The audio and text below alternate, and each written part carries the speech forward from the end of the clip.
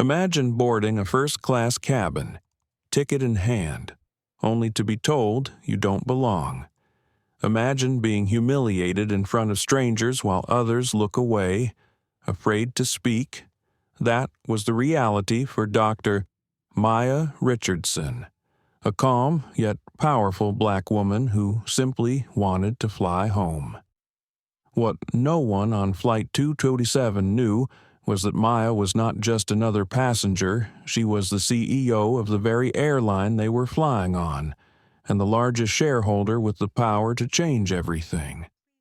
But before that truth emerged, she endured insults, threats, and an open display of arrogance from those who believed money and skin color gave them the right to decide who mattered. Passengers whispered. A teenager found her voice. A young woman hit record, and the cabin turned into a stage where humanity itself was on trial. What would you do in her place? Would you remain silent, or would you rise? And what happens when dignity proves stronger than arrogance? Stay with us until the very end of this story. You won't forget it. And before we dive in, don't forget to like, share, and subscribe to our channel so you never miss stories that reveal the power of truth. The hum of the jet engines blended with the soft rustle of luxury leather as passengers settled into their seats. The air inside the cabin was tinged with the faint scent of espresso and fresh linen. It was the kind of atmosphere where comfort whispered power, where first class wasn't just about the wider seats, it was about unspoken hierarchies. At least, that was how Lauren Mitchell saw it. Lauren adjusted her uniform jacket, smoothing the fabric down with practiced precision. She had been a flight attendant for 12 years, and in her mind, she understood people the moment they walked on board. She could spot the business elite, the casual leisure traveler, and the occasional wide-eyed dreamer who had splurged for first class. But today, she saw someone she thought she understood perfectly, and she was about to be proven catastrophically wrong. Dr. Maya Richardson, though no one on that flight recognized her under the name Maya Harris, had boarded with the same quiet dignity she carried everywhere. Her tailored navy suit fit her like armor, understated yet commanding. She had grown accustomed to the stares, the second-guessing, the subtle judgments that came when people saw a black woman in spaces reserved for the wealthy. But today wasn't just another flight. Today was one of her surprise inspections, her way of seeing how her employees treated passengers when they thought the boss wasn't watching. As Maya placed her designer tote beneath the seat in front of her and leaned back, she caught her reflection faintly in the polished window. Her face was calm, but her mind was running its familiar circuits of preparation. Would today reveal progress in the culture she had fought so hard to build, or would she find cracks beneath the polished surface of customer service Lauren approached, her heels clicking softly against the aisle floor? She had rehearsed this kind of moment before moments where she positioned herself as the guardian of first class. Her smile was practiced, sweetened with just enough sugar to disguise the bitterness beneath. "Honey, are you sure you're in the right seat?" Lauren asked, tilting her head with condescension dripping from her tone. Maya lifted her eyes slowly, her calm gaze meeting Lauren's. She slid her boarding pass across the small table between them, her fingers steady. There was no tremor of defensiveness, no raised voice, just the steady composure of a woman who had faced this scene far too many times in her life. Lauren scanned the ticket, but barely looked at it. She had already decided what she believed. "Sweetheart, you might be more comfortable in coach. The seats back there are more your style." The pause before style was deliberate. She wanted it to sting. Maya simply folded her hands in her lap and observed. Each word, each inflection, each micro-expression, she cataloged them like evidence. Inside, a familiar ache pressed against her chest, not of anger, but of exhaustion. How many times would she need to prove she belonged?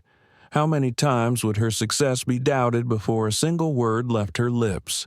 Across the aisle, a teenage girl named Emily Johnson watched in silence, her blue eyes wide. She hugged her backpack close, wishing someone would say something but feeling her own youth and inexperience like chains. 2 rows back, Alyssa Green, a young black entrepreneur, quietly pulled out her phone. She knew the importance of recording. Business, you said, Lauren pressed. Her eyebrows raised with mock curiosity when Maya mentioned her trip was for work.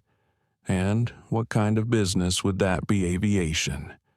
Maya replied softly, her voice carrying no trace of defensiveness. Lauren laughed. Actually laughed, as though the idea itself was absurd. Aviation. Well, that's cute, but this section is reserved for executives and company owners. The irony hung thick in the air, though Lauren couldn't taste it. She had just told the owner of the entire airline that she didn't belong in her own seat. Maya inhaled deeply.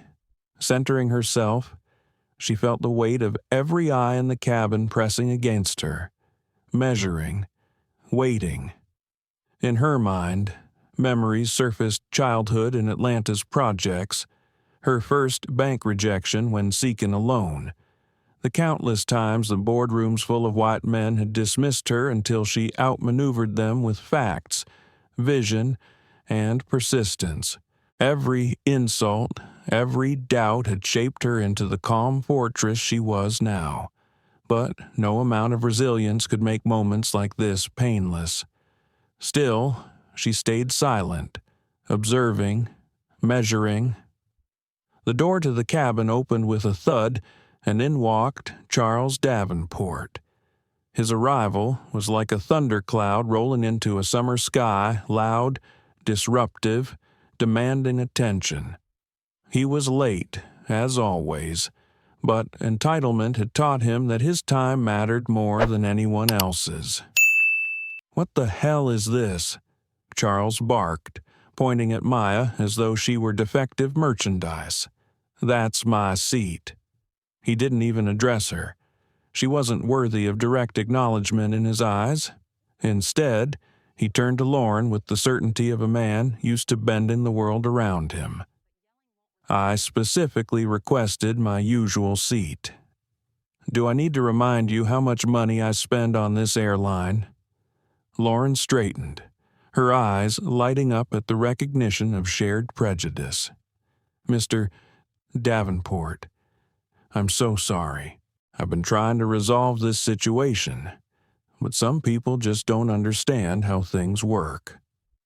Maya remained motionless, her hands clasped.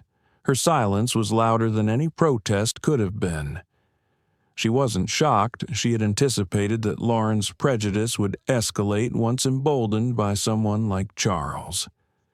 "Diversity hires," Charles muttered under his breath, loud enough for everyone to hear.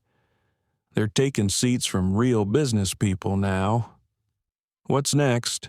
Homeless folks in first class." Lauren giggled. The sound was chilling, a grotesque harmony to his cruelty. "You're absolutely right. Mr. Davenport," Lauren said, emboldened. "Some people just don't belong here, no matter what their ticket says." The cabin was thick with tension. Some passengers squirmed in discomfort. The Parkers, an elderly couple, exchanged disapproving whispers but stayed quiet. Emily bit her lip, clutching her bag tighter. Alyssa's camera kept rolling. Inside Maya's chest, a storm brewed. She wasn't angry in the way her antagonists assumed. She was disappointed. Disappointed that after all the policies, the training, the promises, Prejudice still walked the aisles of her airline disguised as authority. She wondered if silence was complicity, if her choice to observe had allowed Lauren to spiral unchecked. And yet, she knew timing was everything. To act too soon would expose her inspection. To act too late would allow injustice to deepen. Lauren pressed the call button for security. Her face gleamed with triumph, as if she had just won a battle that was hers to claim. For the first time, Maya felt her patience tremble, but she inhaled again, calming the tremor, reminding herself that strength was not about shouting louder than the oppressor. It was about holding steady when the world tried to shake you loose. This was only the beginning. Maya's hands rested lightly on her lap, fingers interlaced as if she were holding on to something invisible. Her gaze remained steady, fixed on a spot just beyond Lauren's shoulder. To anyone else, it looked like composure. But inside her chest, a slow churn was building. Not anger that would explode, but a deep ache layered with memory. She remembered the smell of fried chicken and cornbread in her grandmother's kitchen, the warmth of summer nights in Atlanta when the cicadas sang like restless choirs. She remembered her grandmother's words, whispered like gospel child. You're going to walk into rooms they don't want you in, but don't let them shake your spirit. You stand tall and let the truth do the talking. That voice echoed in her now. Lauren tapped her foot impatiently as if Maya's silence was another form of defiance. She glanced toward the open cabin door, expecting security to appear any second. Charles Davenport, leaning back with the casual arrogance of a man who had never been told no, smirked as if the verdict had already been rendered. Maya exhaled slowly. Each breath was measured, intentional. She thought of the countless flights she had taken over the years, sometimes as a passenger, sometimes as the unseen owner moving quietly through the system she had built. She had seen progress, yes. She had witnessed flight crews who went above and beyond to make every traveler feel valued. But she had also seen the opposite. And today was proving to be one of those days when the masks of professionalism slipped, revealing something uglier beneath. In the second row, Alyssa Green shifted slightly in her seat, her phone angled discreetly but recording everything. She wasn't sure how far this would go, but she knew one thing: stories like this needed to be told. Her startup, which she had poured her savings into, had taught her the importance of visibility. Silence, she believed, was a luxury she couldn't afford. The Parkers exchanged another nervous glance. Margaret leaned closer to her husband, whispering, "Henry, this doesn't feel right." He nodded, but kept his eyes down, unwilling to draw attention. Decades of flying had taught them that challenging authority in the air never ended well. Then came the sound. Heavy steps in the jet bridge, the kind of purposeful stride that carried both authority and tension. The cabin seemed to shrink as two uniformed security guards entered. James Carter came first, his eyes scanning the scene with quiet calculation. Behind him was Daniel Ortiz, broader, louder, carrying the kind of energy that filled a room before his words even landed. Lauren straightened, relief flooding her features. She gestured toward Maya with a sweeping hand, as though presenting evidence. "Officers, we have a situation. This passenger refuses to comply and is occupying a seat that doesn't belong to her." Daniel immediately took a step forward, his hand hovering near Maya's arm. His tone was firm, rehearsed. "Ma'am, I'm going to need you to stand up and come with us. Now." Maya didn't flinch. She simply turned her head and met his eyes, unblinking. In that silence, Daniel felt a ripple of uncertainty, though he quickly masked it with authority. James, however, didn't move. He looked at Lauren, then at Maya, then back again. Something in the dynamic didn't sit right with him. The way Lauren's words dripped with personal disdain. The way Charles Davenport lounged like a king claiming his throne had all felt off. James had seen enough disputes in his years on the job to know when authority was being misused. "Can I see the ticket?" Ma'am James asked, his voice calm, steady. Lauren cut in before Maya could answer. "I've already checked it. She doesn't belong here." James didn't budge. His hand extended toward Maya, his eyes kind. "Please, ma'am, just let me see." Maya handed him the boarding pass without a word. James scanned it carefully, noting the name Maya Harris and the clearly printed seat assignment 2A. His jaw tightened slightly, but he said nothing yet. Daniel scoffed. "Doesn't matter what's on the paper. If the crew says she's non-compliant, she's non-compliant." He leaned closer, lowering his voice to something meant to intimidate. "Don't make this harder than it needs to be." Maya felt the sting of his words, but chose restraint. Inside. Her mind flickered back to her early career. The times she had been underestimated, patronized, talked over in meetings.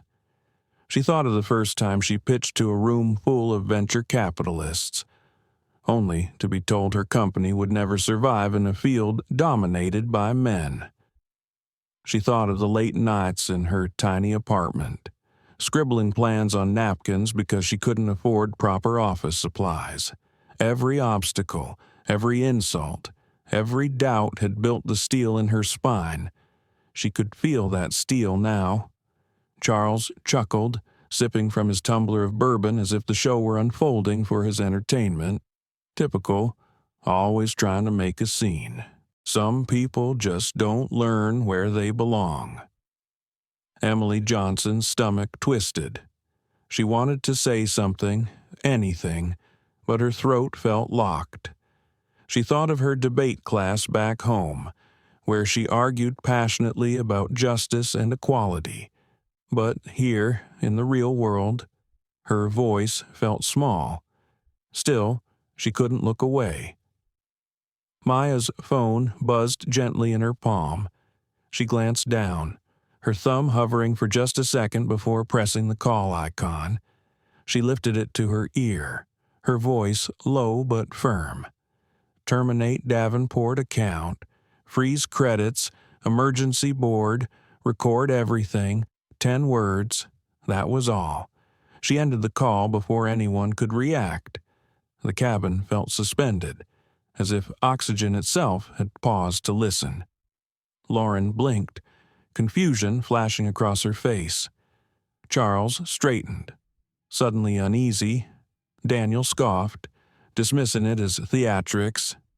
James, however, felt something shift. He didn't know what those words meant, but he recognized the kind of confidence that didn't come from bluffing. Lauren crossed her arms.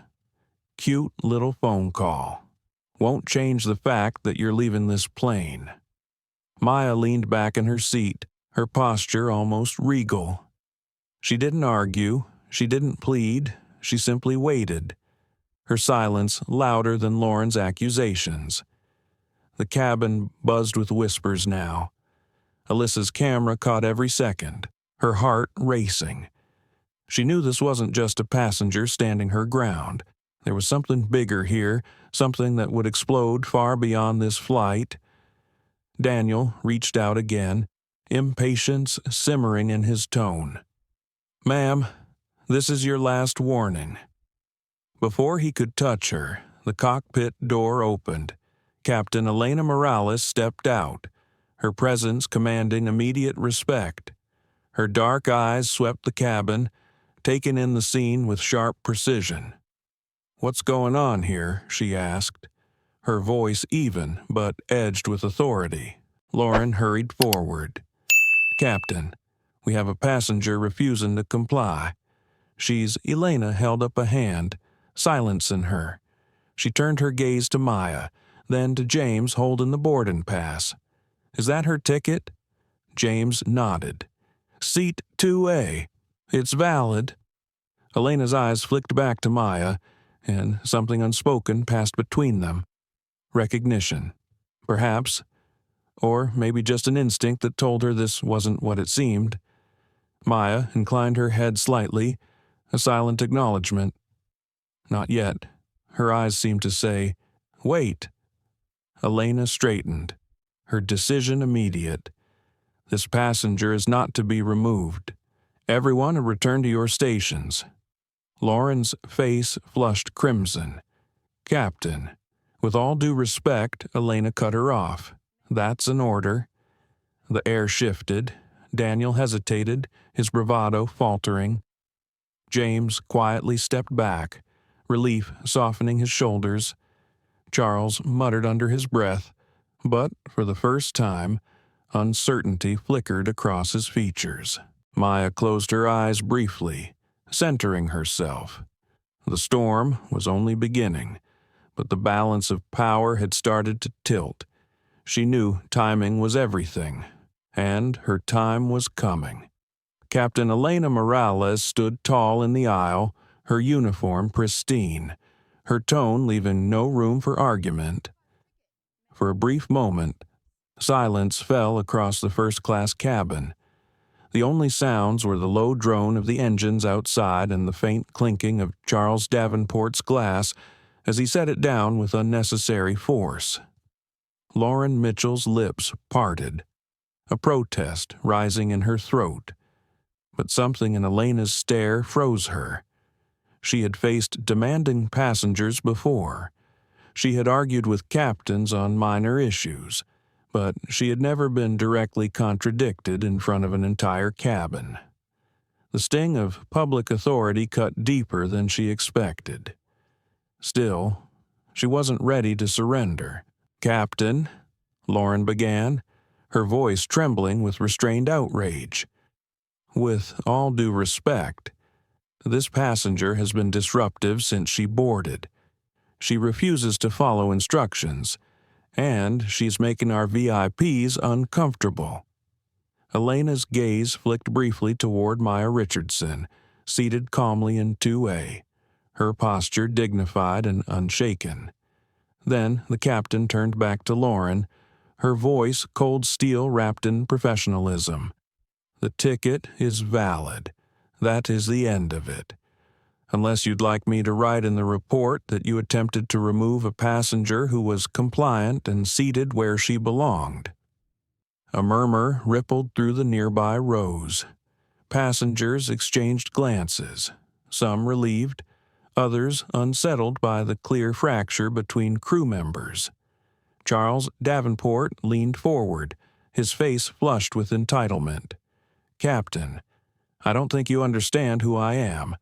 I have invested millions into this airline. I sit in 2A on every flight I take. That's my seat, not hers. Are you really going to side with her?" The pause before, with her carried venom, the kind that exposed prejudice disguised as business. Elena's jaw tightened. "Mr. Davenport, I'm going to side with the ticket and the manifest. If you have a problem, you can take it up with corporate once we land. But on this flight, I am in command." Charles's laugh was bitter and loud.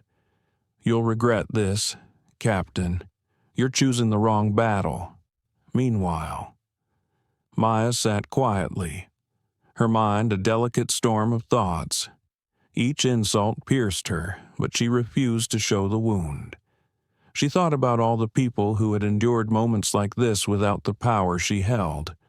Mothers with children, students with borrowed money for tickets, professionals trying to prove themselves, They had been humiliated, silenced, dismissed. She carried them with her in this moment, every story of injustice blended into the strength she would soon wield. Emily Johnson gripped her backpack so tightly her knuckles whitened. She wanted to cheer for the captain, to thank her for standing firm, but fear glued her lips shut. She had never seen grown adults spit such venom in public. She wondered what kind of world she was stepping into as she prepared for college. Alyssa Green adjusted her phone slightly, her camera capturing Charles's tirade. Her heart pounded. She knew this footage was explosive. It wasn't just about one woman in a seat. It was about power, bias, and the ugly truth that so many tried to hide. Daniel Ortiz stepped forward again, frustration etched across his face. "Captain, with all due respect, you called us here to resolve this.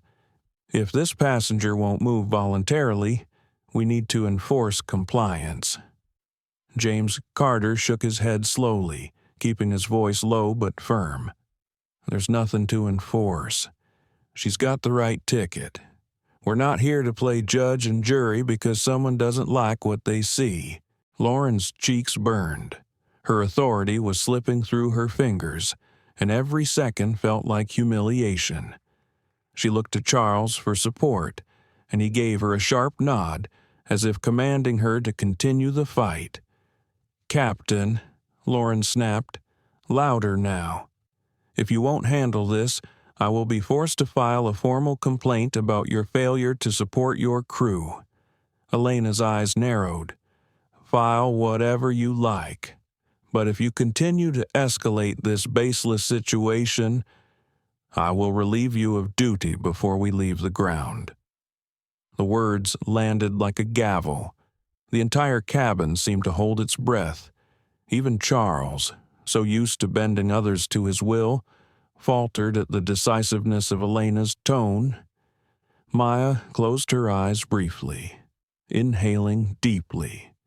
She felt the shifting tide, the cracks beginning to form in the wall of prejudice that had been erected against her. Yet she also knew this wasn't over. Lauren and Charles would not retreat quietly, and when people clung to false power, they often became dangerous. Sure enough, Charles leaned forward again, his voice dripping with menace. "Captain, let me spell this out. I fund expansions. I keep this airline afloat. People like me decide who stays in first class and who doesn't. If this continues, you'll all be looking for new jobs." The arrogance was palpable, and yet beneath it, there was a hint of desperation. For the first time, Charles sensed that control was slipping from his grasp. He wasn't used to being challenged, especially not publicly. Lauren seized on his words like a lifeline. "Exactly. This airline doesn't survive without people like Mr. Davenport. And if we start letting anyone sit wherever they please, the brand will crumble." She shot Maya a venomous glance, her voice sharpening. "You don't belong here, and everyone knows it." Maya's eyelids lifted, her gaze piercing straight into Lauren's. Her voice, when it came, was soft but carried the weight of truth. "I belong wherever dignity is respected." The cabin fell into stunned silence. The words echoed, not shouted, not dramatic, but steady and unshakable. Even those who had remained quiet felt something stir inside them. James felt it most. He had worn the uniform for years, sometimes questioning whether he was serving justice or simply enforcing rules written to protect those already in power. But, in Maya's words, he heard something pure, something he couldn't ignore. Elena straightened her shoulders, her decision made. This conversation is over. "Ms. Harris remains in her seat. Mr. Davenport, you may take another seat or disembark. Lauren, return to your station or you will be replaced immediately." Charles slammed his glass onto the tray table, bourbon splashing onto his hand.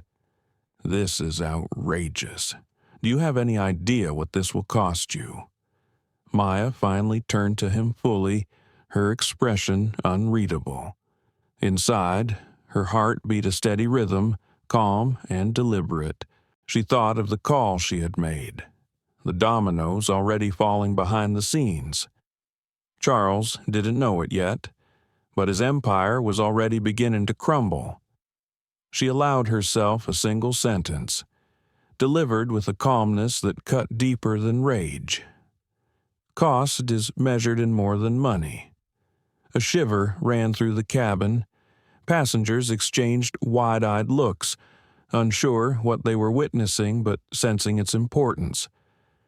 Alyssa's phone captured every second, her fingers trembling as she held it steady. Lauren opened her mouth again, but Elena silenced her with a single raised hand. "Enough. We're done here." For a moment, Lauren stood frozen, her pride battling her fear. Finally, she turned sharply and stalked down the aisle, her heels clicking like gunshots. Charles leaned back with a huff, muttering curses under his breath. Daniel looked uncertain, while James quietly pocketed the boarding pass, his mind racing with thoughts he wasn't yet ready to voice.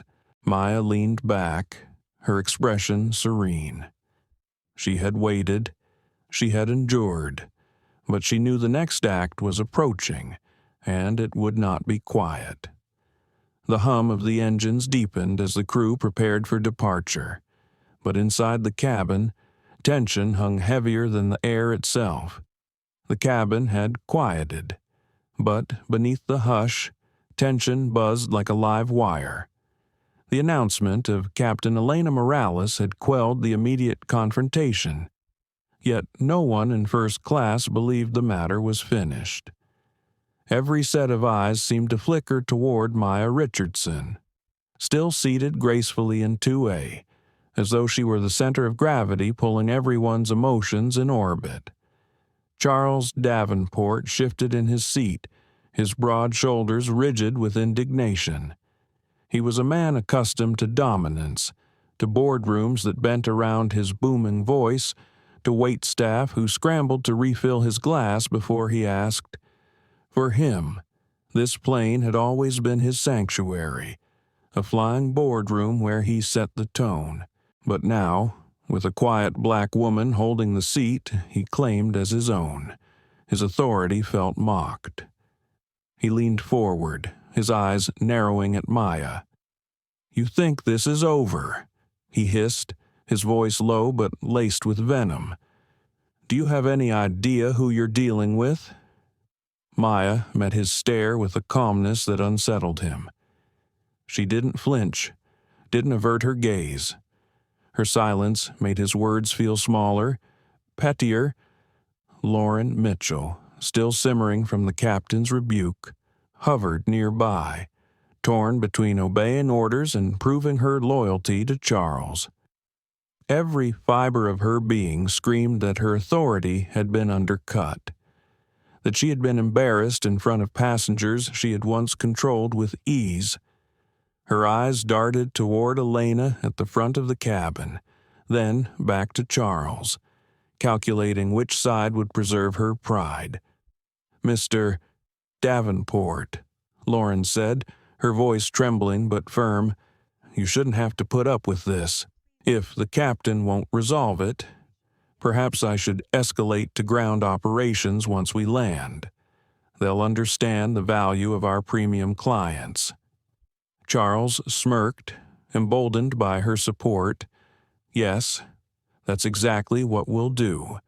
I'll make a few calls, and by the time we touch down, she won't be setting foot in another first-class cabin again." His words carried like poison through the air. The Parkers exchanged troubled glances, Margaret whispering to Henry, "This isn't right." He patted her hand but remained silent, his instincts telling him that voicing dissent in a situation like this could make things worse. Emily Johnson sat stiffly, her heart pounding in her chest. She wanted to scream at Charles, to tell him he was wrong, but she felt the weight of her own youth pressing her into silence.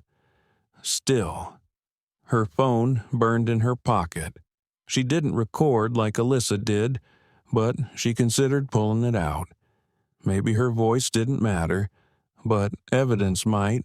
Alyssa Green, meanwhile, had no hesitation. Her phone was steady, her lens capturing every detail, the sneer on Charles's lips, the way Lauren's jaw clenched, the calmness radiating from Maya like a shield. She thought about what it meant, that this moment, one woman's dignity under siege was becoming part of a broader record. The footage wasn't just proof, it was testimony. Daniel Ortiz crossed his arms, his frustration boiling beneath the surface. He didn't like being contradicted, especially not by the captain. His approach to security had always been about action, about demonstrating control. To stand idle while passengers disobeyed crew instructions felt like weakness. He stared at Maya with barely concealed irritation, as though her stillness itself were provocation. James Carter, on the other hand, observed quietly. He had seen situations escalate before, and he knew the difference between chaos caused by passengers and chaos caused by staff. What unsettled him was how clearly this situation fell into the latter category. Yet experience taught him that truth wasn't always enough. Sometimes power drowned it out. Maya sat motionless, but inside her chest, thoughts surged.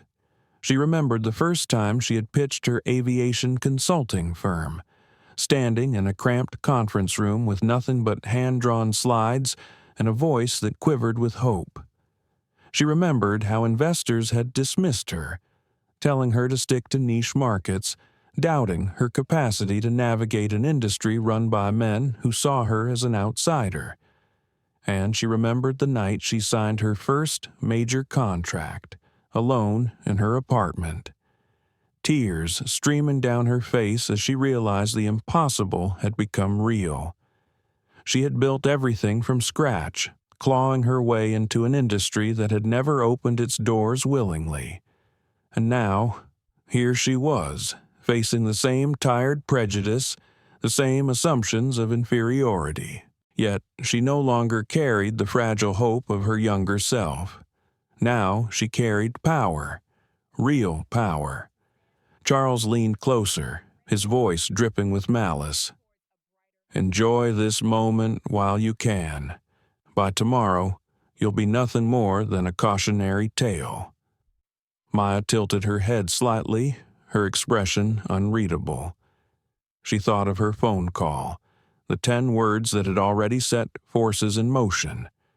Charles's arrogance blinded him to the reality that his downfall had already begun. She wondered, not without sadness, if he would ever understand that dignity was not his to grant or revoke.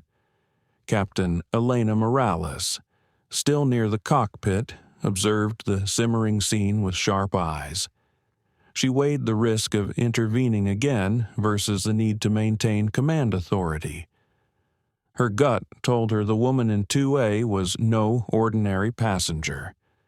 Something in her demeanor radiated confidence that came from more than just stubbornness. Elena filed the thought away. Knowing the truth would surface soon enough, Lauren finally broke the fragile quiet. She turned sharply toward Maya, her tone biting. You think sitting there makes you equal to him.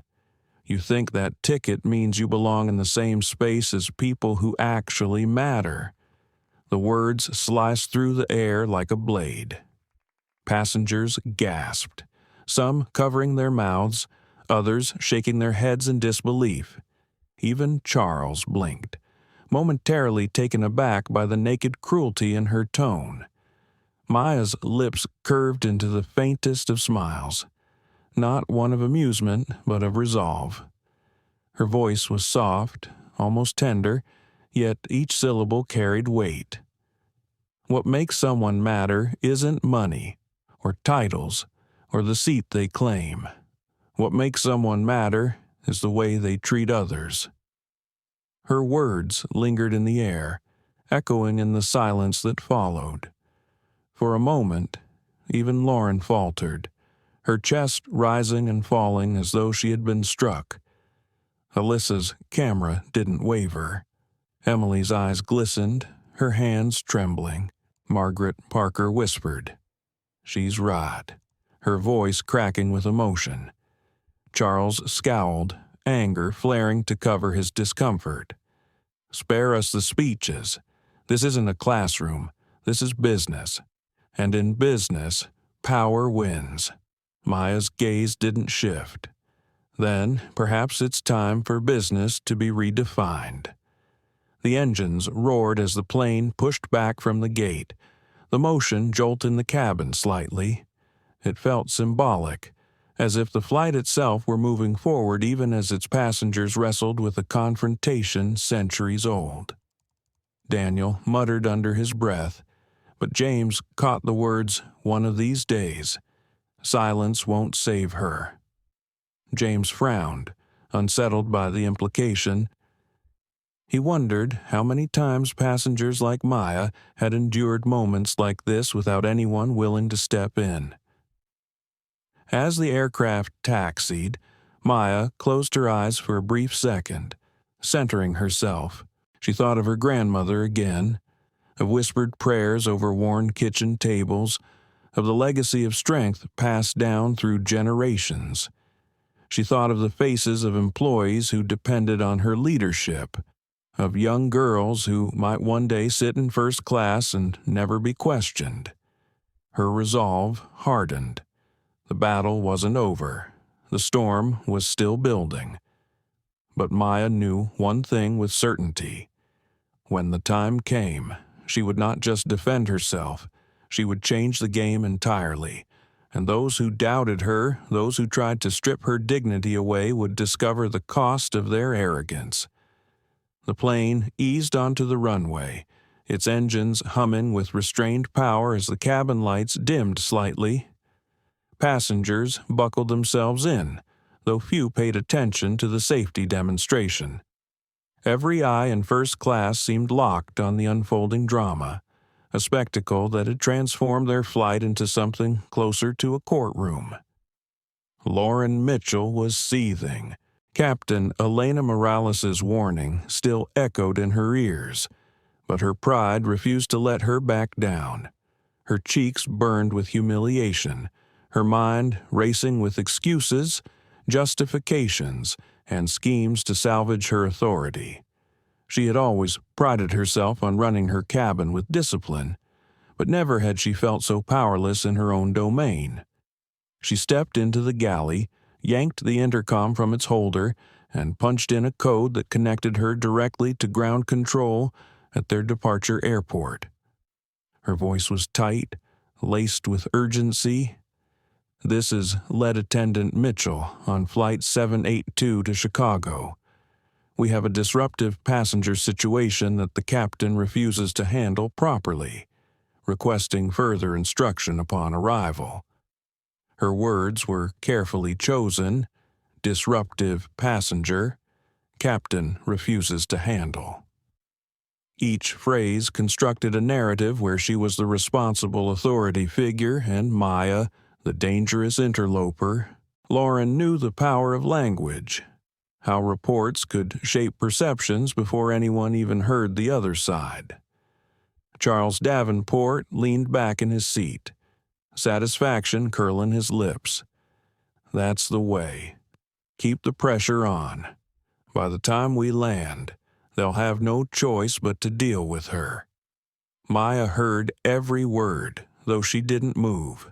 Her stillness was deliberate, a refusal to play into their expectations. Yet inside, a storm of reflection churned. She thought of the years she had spent changing the structures of her airline from the inside, pushing for reforms that held employees accountable, ensuring every passenger, no matter their race, gender, or income, was treated with respect. She had seen progress, but moments like this revealed how fragile that progress could be when people in positions of authority clung to their biases. James Carter returned from the cockpit after a brief exchange with Captain Morales. He slid quietly into the aisle, his voice low as he addressed Maya. "Ma'am, I just want you to know, I've seen your ticket.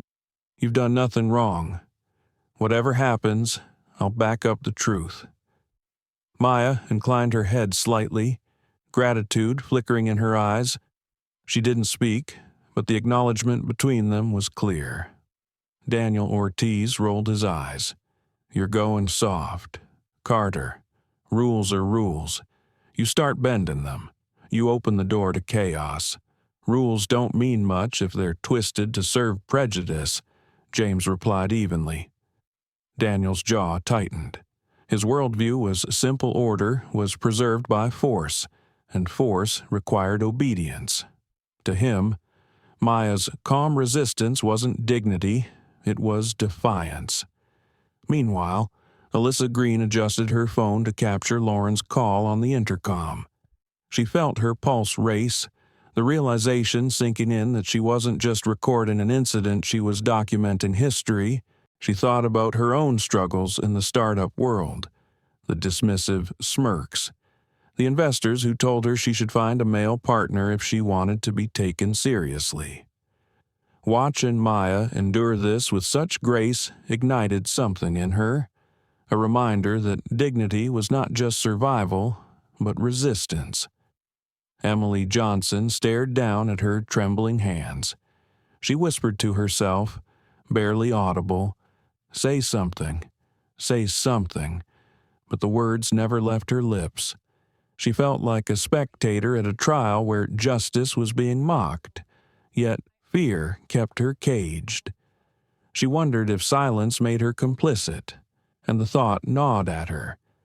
As the plane lifted off the ground, the hum of the engines grew into a roar, pressing passengers back into their seats. Outside, the city lights blurred into streaks, then disappeared into the black expanse of night. Inside, the tension was suffocating. Charles leaned across the aisle, his voice dripping with disdain. "Look around you. No one's standing up for you. They all know who belongs here and who doesn't. When we land, you'll be escorted out like the fraud you are." Maya finally turned her head, meeting his glare. Her eyes were steady, her voice calm. "The only fraud here is the belief that money can purchase humanity." Gasps rippled through the cabin. The words struck like a bell, resonant and undeniable. Even Margaret Parker, normally reserved, whispered to her husband, "She's right. Oh, Henry, she's so right." Charles flushed, his face reddening. He slammed his fist onto the armrest. "Do you know how many airlines would kill to have my business? Do you have any idea how much power I wield?" Maya tilted her head slightly, her expression unreadable. Power that depends on silence is no power at all. Her words silenced him for a moment, his mouth opening and closing like a man unaccustomed to being challenged.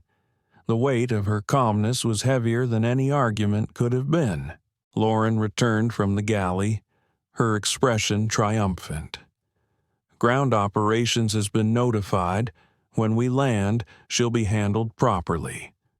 She folded her arms, her voice sharp. "Enjoy the ride while it lasts." Captain Elena Morales' voice boomed over the intercom before Maya could respond. "Ladies and gentlemen, this is your captain speaking. Please remain seated as we climb to cruising altitude. My crew will attend to your comfort shortly."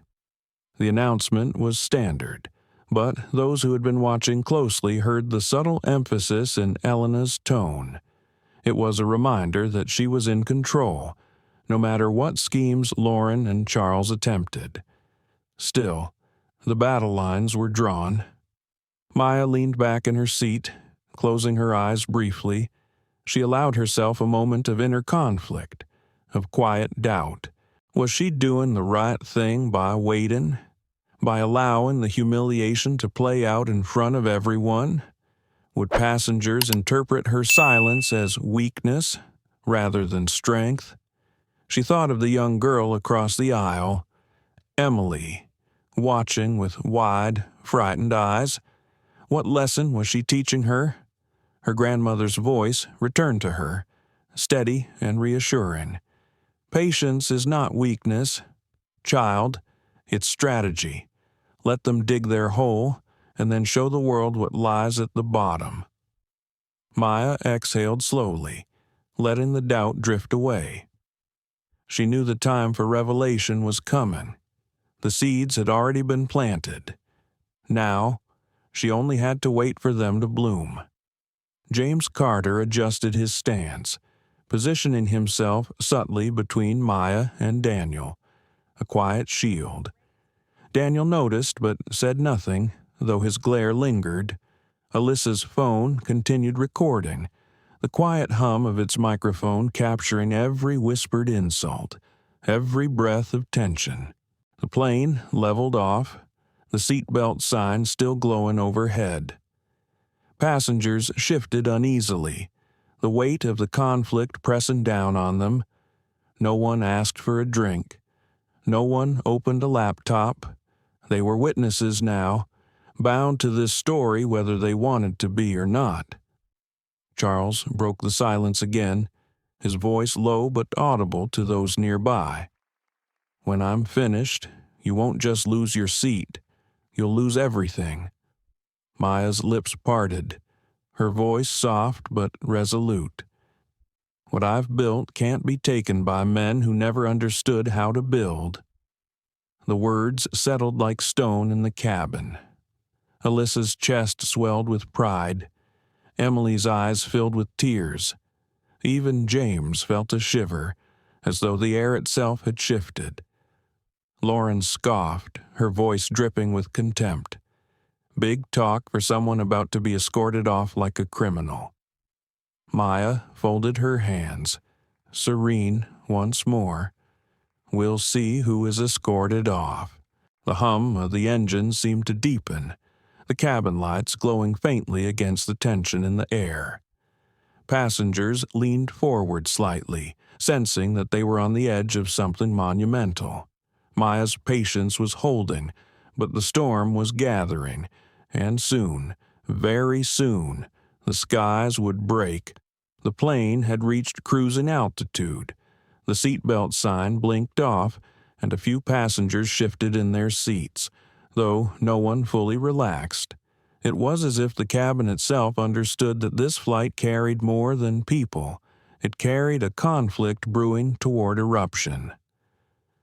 Lauren Mitchell returned to the aisle, her posture stiff, her chin lifted in defiance.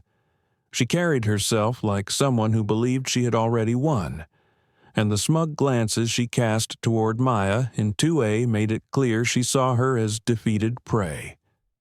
Charles Davenport leaned back in his seat with the confidence of a man who had spent his entire life buying his way out of consequences. His bourbon glass was full again, the ice clinking as he swirled it lazily, eyes fixed on Maya with a predator's satisfaction. Maya, however, remained still. Her presence was almost unnervingly calm. She sat with her hands resting lightly in her lap, her gaze unfocused, as though she were not in a cabin but somewhere far away. Inside, she was fighting a storm. Her heart wanted to rise, to defend herself, to strip away the arrogance of those who demeaned her. But her mind urged patience. Timing, she reminded herself, is the sharpest blade. She thought of her father, a man who had worked 2 jobs to keep food on the table and still found the strength to kneel beside her bed every night and tell her she was destined for greatness. Greatness isn't in what you take, Maya, he used to say. It's in what you give back. even when the world tells you you've got nothing to give. Those words were her anchor now.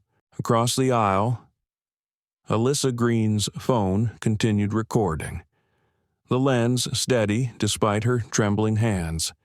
She could barely believe what she was witnessing. The naked hostility, the open disdain, these were things her friends often dismissed as exaggerations when she spoke of her experiences in the business world. But here it was, undeniable, unfolding in the first class at 30,000 feet. Emily Johnson sat frozen in her seat, the weight of guilt pressing against her chest. She kept thinking, over and over, I should say something. Yet every time her throat tightened, the words dissolving before they reached her tongue. She hated herself for her silence, but fear clung to her like a shadow. The Parkers, older and weary, exchanged glances filled with quiet dismay. Margaret squeezed Henry's hand, whispering, "It's not right, not at all."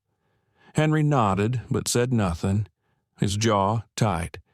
Years of traveling had taught him that speaking up against authority rarely ended well.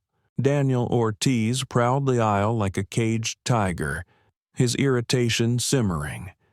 He had been trained to act decisively, to impose control, and the captain's order to stand down gnawed at him like a wound. Every time his gaze landed on Maya, he felt a surge of resentment. She wasn't shouting, wasn't fighting, wasn't resisting, yet somehow her stillness felt like defiance more dangerous than rebellion. James Carter remained close, his stance protective without being obvious. He had worked too many flights, seen too many people humiliated simply because they didn't fit an image someone else had of who belonged. Something in Maya's quiet strength stirred him. He knew, instinctively, that this was bigger than a seat dispute. Lauren's voice sliced through the tension. "Drinks will be served shortly, but some of us—" She paused deliberately, her eyes locking on Maya, might not be around long enough to enjoy them. A few passengers gasped softly. Others looked down, pretending to read magazines or scroll through their phones, unwilling to acknowledge the venom openly dripping in Lauren's tone. Maya finally lifted her gaze, her voice calm, low, but sharp enough to cut through the cabin.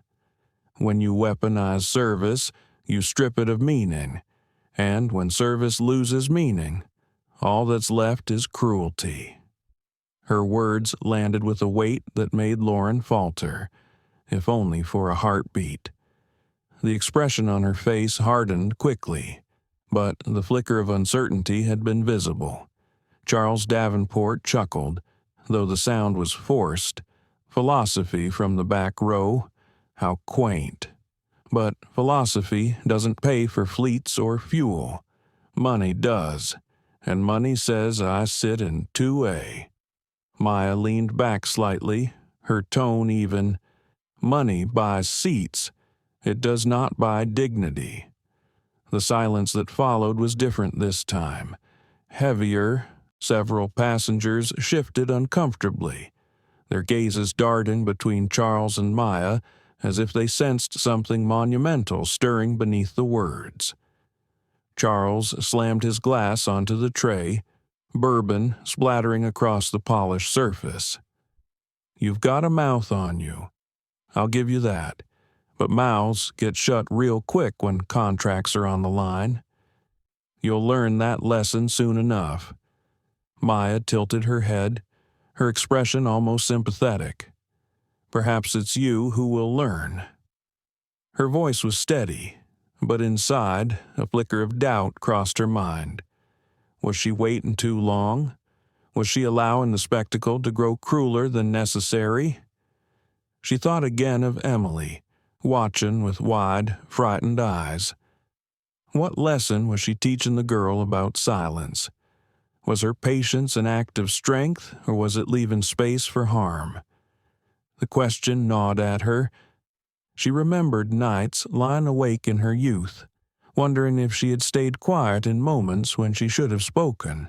She remembered her first job interview, when the hiring manager told her she was too confident for a young black woman, and she had swallowed the insult, smiled politely, and left. That night, she promised herself she would never swallow her dignity again. And yet, here she was, silent once more, but for a different reason, not out of fear, but strategy. Still, strategy came with its own pain. Lauren's voice interrupted her thoughts. Security will be waiting when we land.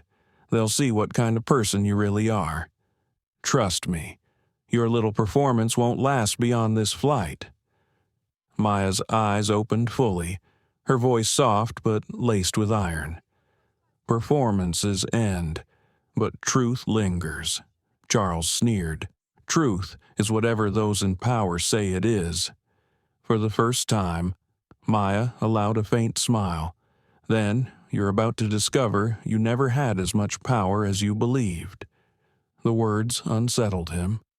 He shifted in his seat, suddenly less comfortable, less certain. He didn't know why her calmness unnerved him so deeply, but it did. Alyssa caught the exchange perfectly on her phone, her chest tightening with a sense of history unfolding. She whispered to herself, almost like a prayer, "Let them see. Let the world see." Daniel stepped forward abruptly, his patience gone. Captain's orders or not. I'm telling you, this isn't going to end well for you. Lady, better to move now than to be dragged later. James placed a hand lightly on his arm, his voice quiet but firm. Not another step. Ortiz, not tonight. The standoff between the two security guards was as charged as the one between Maya and Charles. The passengers sensed it, their breaths shallow, their movements tense, and still. Maya sat, unmoving, serene, waiting. She thought of her grandmother again, of her father, of all the voices that had carried her here. She thought of her employees, her company, the people who believed in her vision, and she thought of the call she had already made, the machinery already turning in the world beyond this cabin. Her silence wasn't weakness, it was the calm before the storm, and soon, everyone on this plane would feel its force. The air inside the first-class cabin felt heavy, thick with unease that not even the constant hum of the engines could drown out. Maya Richardson remained in her seat, hands folded gently, eyes steady. Her stillness had become an anchor for some and a threat to others. Every word she had spoken seemed to reverberate in the silence, challenging the cabin to reckon with itself. Captain Elena Morales had returned to the cockpit, but not without casting one last sharp glance over her shoulder. That glance had not gone unnoticed. Maya felt it, subtle but telling recognition. Elena had not named her, had not said a word, but something in her eyes suggested she knew exactly who Maya was, and for now, Maya appreciated the discretion. Lauren Mitchell returned with a tray of drinks, her motions stiff, her smile plastered on like a mask. She set a glass of sparkling water on Charles Davenport's table with exaggerated care, then turned toward Maya's row. For a brief second, she hovered as if deciding whether to serve her at all. The pause was long enough for Alyssa Green's camera to capture it, her heart pounding as she recorded. Finally. Lauren set a glass down with a sharp clink, her eyes meeting Maya's with open disdain. "Enjoy it while it lasts," Lauren murmured. Maya did not respond. She simply lifted the glass, took a sip, and placed it back down with quiet dignity. Across the aisle, Emily Johnson's palms were sweating. She had been silent for too long, her mind caught in a storm of fear and shame. Every insult hurled at Maya burned inside her as if directed at herself. She wanted to speak, to defend the woman who had endured so much with such composure, but her throat closed every time she tried. "Finally," she whispered, almost to herself, "this isn't right." The words were faint, barely audible, but Alyssa caught them. She turned her head, her eyes meeting Emily's. "Then say something," Alyssa urged softly. "People need to hear it." Emily's chest tightened. "What if they turn on me?" Alyssa's gaze was steady. "What if your silence helps them?" The girl swallowed hard, her heart pounding. She thought of her debate teacher back home, always telling her that courage was not the absence of fear, but action despite it. Maybe this was her moment. Maybe this was why she was here. Her voice trembled but carried further than she expected. "She's not wrong. She has the right seat. Why are you treating her like she doesn't belong?" The sound of her words seemed to echo through the cabin. Heads turned. The Parkers gasped quietly, Margaret clutching her husband's hand tighter. Charles's face twisted in annoyance, and Lauren's eyes flashed with rage. Lauren snapped, "Stay out of this, little girl. You don't know what you're talking about." Emily's voice cracked but did not falter. "I know enough to see when someone's being treated unfairly." A hush fell over the cabin. It was small, fragile, but it was a voice breaking the wall of silence that had surrounded Maya. Alyssa smiled faintly. Encouraged, she raised her phone higher, her voice steady. "She's right. This is discrimination, plain and simple, and the whole world is going to see it." Charles slammed his glass down again, his temper boiling. "You children think recording changes anything. Power isn't in your little phones. Power is in contracts, in money, in the decisions made by people like me." Maya turned her head toward him, her expression serene. "Then why do you sound afraid of a phone?" The cabin stirred again, whispers spreading like fire. Even those who had stayed silent began to murmur, their discomfort transforming into recognition. Some nodded subtly in agreement with Emily and Alyssa. Others shifted uneasily, no longer certain where justice lay. Daniel Ortiz glared at the two young women, his hand twitching as if itching to confiscate the phone. James Carter stepped between them, his voice low and firm. "Don't even think about it. Passengers have a right to record. You know the policy." Daniel bristled, his jaw clenched, but he stepped back reluctantly. His anger was growing, festering, but James's quiet strength was unshakable. Charles leaned forward, his voice dripping with contempt. "This is what happens when you let children believe they're equal to adults. They don't know their place, just like her." He jabbed a finger toward Maya. Maya's gaze was unflinching. Places are not given, they are claimed. Her words landed like a stone dropped into still water, the ripples reaching everyone. Margaret Parker whispered again to her husband, louder this time. "She's right, Henry. She's absolutely right." Henry hesitated but finally nodded. His voice was soft, but it carried. "It isn't right, the way they're treating her. It was small, but it was momentum. One by one, the silence was breaking. Lauren's voice rose, desperate. "All of you need to remember who keeps this airline running. Mr. Davenport has invested millions. Without people like him, flights like this wouldn't even exist. Gratitude, not disrespect, is what's owed here."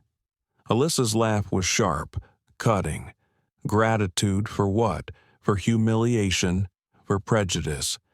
If this is what your airline stands for, maybe it's time the world knows. Lauren's mask slipped, her voice turning shrill. You don't understand how the world works. Some people matter more. That's the truth.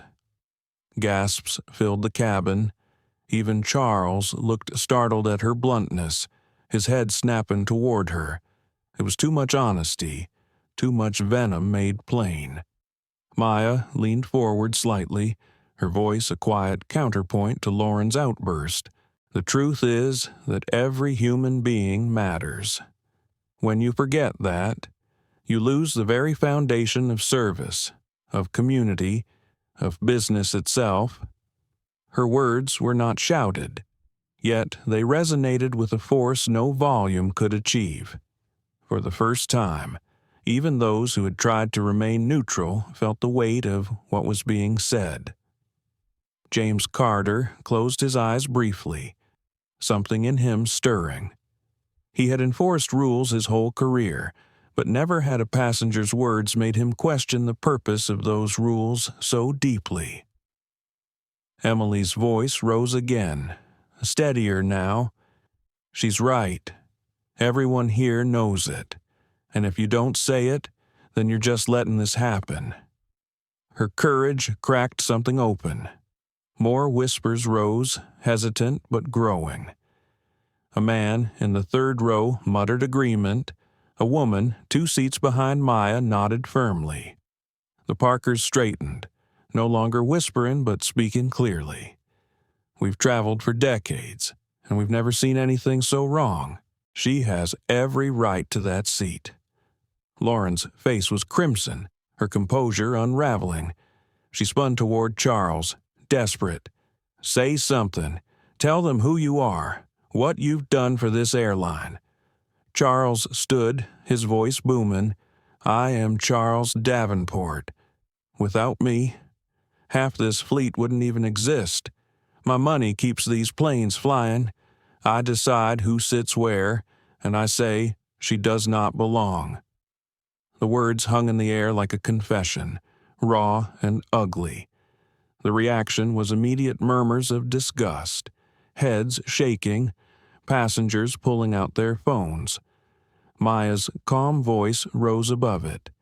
Then, perhaps it is time for the world to see what happens when money believes it can buy dignity.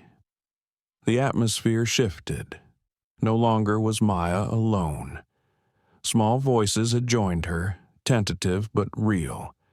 The tide was beginning to turn, and the cracks in Charles's and Lauren's authority widened with every passing second.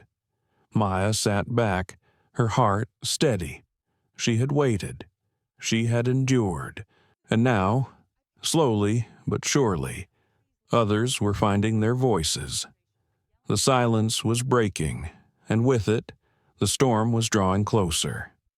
The cabin lights glowed softly, casting an amber warmth that contrasted sharply with the cold tension that gripped first class. Every conversation, every shift in a seat, every click of a seatbelt seemed louder than it should have been. It was as though the airplane itself held its breath. Charles Davenport remained standing, his chest heaving, his voice echoing in the enclosed space. His declaration of power, meant to silence, had instead exposed the very arrogance passengers now recoiled from. His words had not affirmed his authority. They had revealed his contempt. Lauren Mitchell tried to recover the moment, stepping quickly into the aisle beside him, her voice urgent and sharp. Mr. Davenport is right. His investments make this possible. Without people like him, you wouldn't even be here. She gestured at the other passengers, her words desperate. Think about what happens if we let anyone challenge order. Think about the chaos. But the cabin did not respond the way she expected.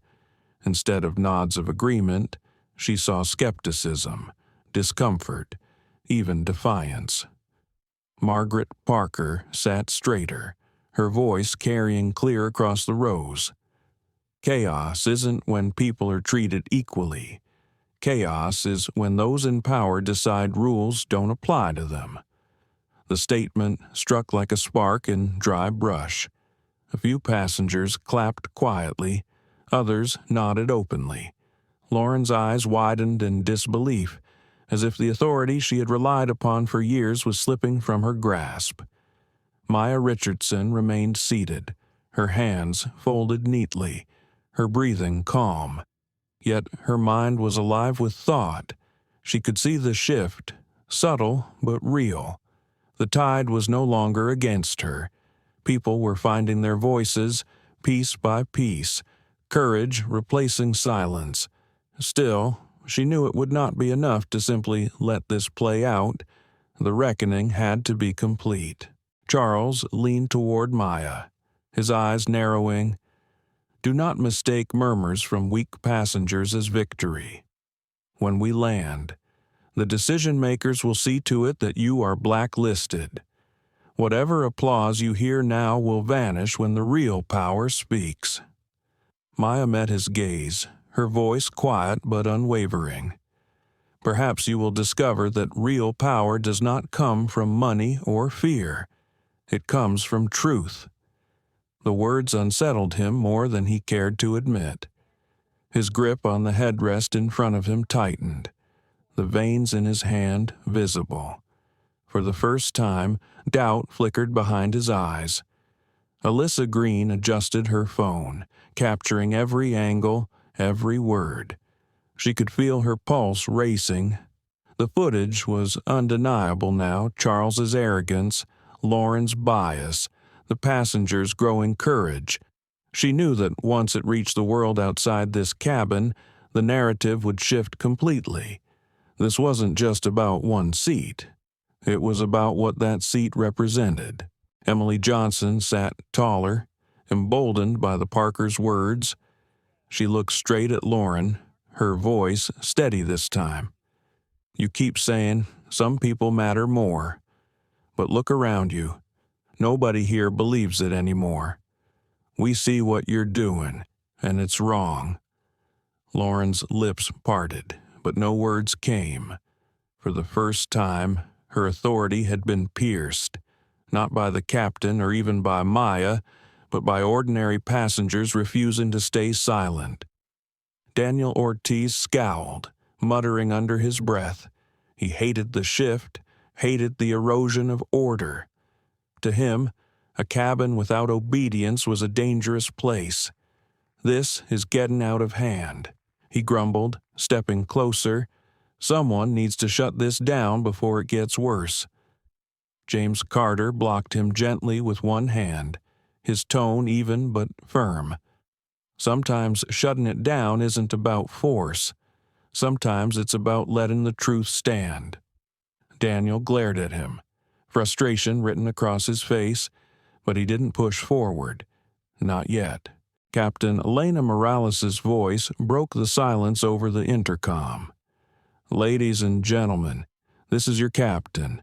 We are cruising smoothly. I ask that you remain respectful to one another and remember that every passenger has the right to safety and dignity on this flight. Her words were neutral on the surface, but those listening closely caught the subtle reinforcement.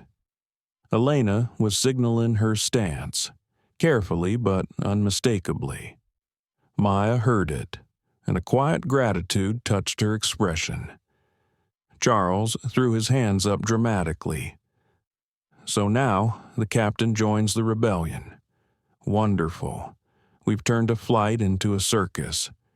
Do any of you understand how business works? Do any of you realize that without people like me, your seats wouldn't even exist? Henry Parker, usually reserved, found his voice at last. I've paid for every seat I've ever flown in, just like she has. That's how business works. The passengers laughed softly, a ripple of defiance that made Charles's face redden further. Maya remained calm, her voice gentle.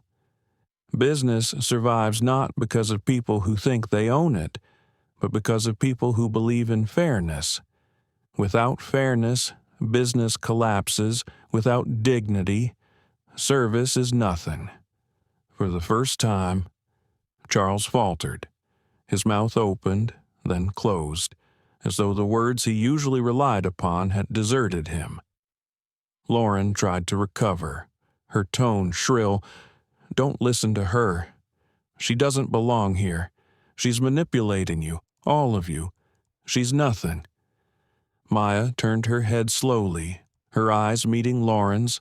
Her voice was soft, compassionate even, but resolute. "If you believe that, it says more about you than it does about me." The cabin fell quiet again. Lauren's chest heaved, her pride unraveling, but she had no response.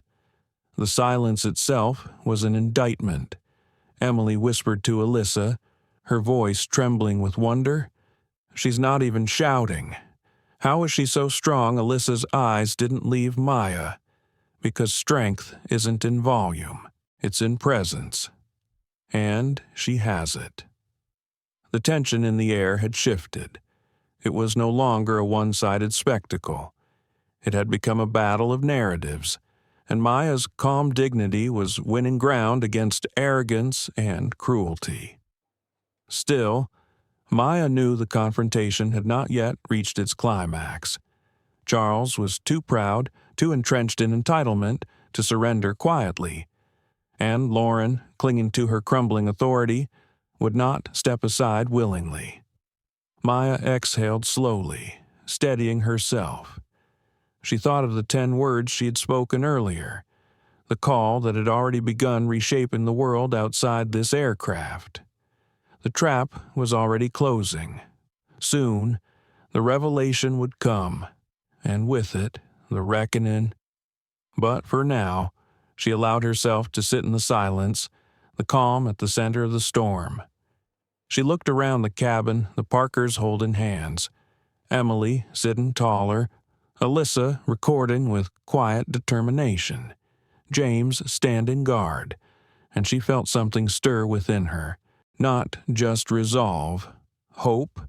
The cracks in the facade were widening, and once the truth broke through, nothing would be the same again. The silence in the cabin grew taut, a wire stretched to its breaking point. Charles Davenport's flushed face gleamed with sweat, his breathing uneven, his arrogance straining against the mounting defiance of the passengers. Lauren Mitchell hovered at his side, her eyes darting from seat to seat, searching desperately for support that was no longer there. The air felt charged, as though lightning were about to strike. Maya Richardson remained in her seat, calm and still, but her eyes were sharper now, carrying the weight of someone ready to move. For hours she had endured. For hours she had allowed the arrogance of others to unfold unchecked, but she felt the moment arriving. The storm she had waited for was here. Charles straightened his jacket and raised his voice. "Enough of this nonsense. I will not be humiliated by the opinions of children and pensioners. I have decided how this will end." He snapped his fingers at Daniel Ortiz, the aggressive guard who had been itching for action all night. "Remove her now. Drag her out if you have to." Daniel's eyes lit up with grim satisfaction. He stepped forward, his muscles tensing, his jaw set. For a moment, it looked as though he would obey without hesitation. But James Carter moved quickly, blocking his path, his voice firm. "You lay one hand on her, Ortiz, and you'll answer to me." Daniel glared, nostrils flaring. "She doesn't belong here. You know it. Rules are rules." James shook his head. "No. Ortiz, bias isn't a rule, and I won't be part of enforcing it." Passengers murmured their approval, voices rising, supporting James. "Leave her alone," one man shouted. She paid for her seat, called another. The Parkers spoke loudly this time, Henry's voice filled with conviction. touch her, and you'll have more than her to answer to. You'll answer to all of us." Daniel faltered, caught off guard by the wall of resistance. His authority, once unquestioned, now teetered under the weight of collective defiance. Lauren stepped in, her voice shrill. "What is happening to this cabin? Are you really going to side with her against Mr. Davenport?" Against the airline itself, Emily Johnson found her voice again, stronger now. "It's not the airline we're siding with. It's what's right. Can't you see the difference?" Lauren's face twisted, fury breaking through her mask. "Right. You think you know what's right? Do you know who she is? She's nobody. Nothing." The words were cruel, venomous, but they were also the final straw. Maya rose slowly from her seat, every motion deliberate, her presence commanding. The cabin hushed instantly. Even the hum of the engine seemed to fade beneath the force of her quiet authority. She stepped into the aisle, standing tall, her voice calm but resonant. "You want to know who I am." She paused, letting the weight of the moment settle. "I am Dr. Maya Richardson, CEO of Richardson Aviation Group, and the largest shareholder of this airline." The cabin erupted in gasps. Charles froze, his mouth open, disbelief painted across his face. Lauren staggered back a step, the blood draining from her cheeks. Daniel's fists unclenched. James's eyes widened, then softened in recognition, as though everything suddenly made sense. Maya continued, her voice steady. "I have sat here silently while arrogance paraded as authority. I have endured insult after insult, not because I am weak, but because I wanted the truth to reveal itself. And now, here it is. Every word, every gesture, every attempt to strip me of my dignity has been recorded, not just on phones, but in the memories of everyone here. And now you will face the consequences." Alyssa lifted her phone higher, capturing every word, her own face glowing with awe. Emily leaned forward, her eyes wide, her fear replaced by admiration. The Parkers clasped hands tightly, tears brimming in Margaret's eyes. Charles sputtered, his voice cracking. "This is absurd. A stunt. You can't be Maya's eyes cut through him. You've spent this entire flight boasting about power. But tell me, Charles, what power do you have when the person you tried to humiliate owns the very wings you ride on his face crumpled, the arrogance melting into panic?" He looked around desperately, seeking support, but found only a sea of eyes filled with judgment. His foundation had cracked, and now it was collapsing. Maya turned her gaze to Lauren. Her voice was calm but final. "Lauren Mitchell, you are relieved of duty effective immediately. Your conduct tonight, your open prejudice, your abuse of authority will be reported to corporate headquarters before we land. You will not serve on another flight." Lauren's mouth opened, but no sound came. The weight of the words crushed her defiance. Maya shifted her eyes to Daniel. "Daniel Ortiz, you were seconds away from violating a passenger's dignity because you mistook force for justice. You will be removed from this crew and held accountable for your actions." Daniel's shoulders sagged. He had no words, only shame. Maya turned to James, her expression softening. "James Carter, you stood when it mattered. You remembered what service truly means. I will make sure your courage is recognized." James swallowed hard, his eyes lowering in humility. Finally, Maya faced the cabin. Her voice was no longer just for the crew or Charles, but for every passenger, and for the millions who would soon see Alyssa's recording. And to all of you, let this be clear. Silence enables arrogance. Complicity sustains injustice. Tonight, you found your voices. Do not lose them when you step off this plane. The cabin erupted in applause. Passengers clapped, some cheering, others wiping tears from their eyes. Emily's hands hurt from clapping so hard, but she didn't care. Alyssa's recording shook as her tears blurred the screen. Margaret Parker whispered to her husband, "She's magnificent."